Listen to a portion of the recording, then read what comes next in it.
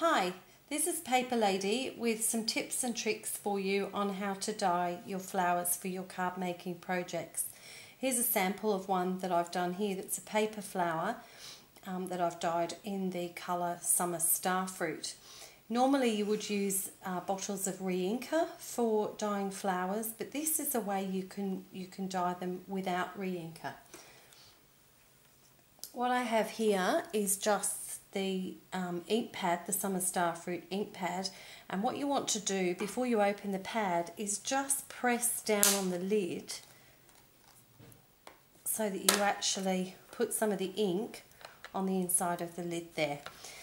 Then what you're going to do is take some of this isocol, which is rubbing alcohol. You can just buy it in the chemist or the supermarket. And you're just going to put a couple of little drops of that into the top of your ink pad. I've got some tweezers here. I'm just going to swish that around a little bit, and what's going to happen is the isocol actually is mixing together with the ink, and that's going to give us a nice colour. Then you want to take your paper flowers. I've got one right here. I'm just going to dip it into that ink and isocol solution. Okay. You can leave it there for a second, or just grab another one at the same time.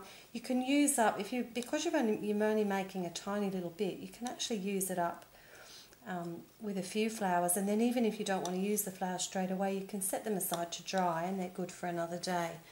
I've got some paper towel here, and all I'm going to do is transfer them onto the paper towel and just leave them there to dry for a few minutes. If you're in a bit of a hurry, you can actually use your heat tool to just heat those, and that will dry them really quickly, so you can basically use them straight away. The nice thing about using isocol instead of water is that you get a much greater depth of colour. Okay, I've got a couple of samples here I'll show you. You saw the first one. There's another one here that I've done that's got the flowers on it, and I've actually dyed the smaller flowers on this one as well, and then just popped a little piece of paper underneath, cardstock underneath, to give it a bit of difference. And then I've also got another one here that I've done where I've actually dyed these vintage flower trim flowers in exactly the same way.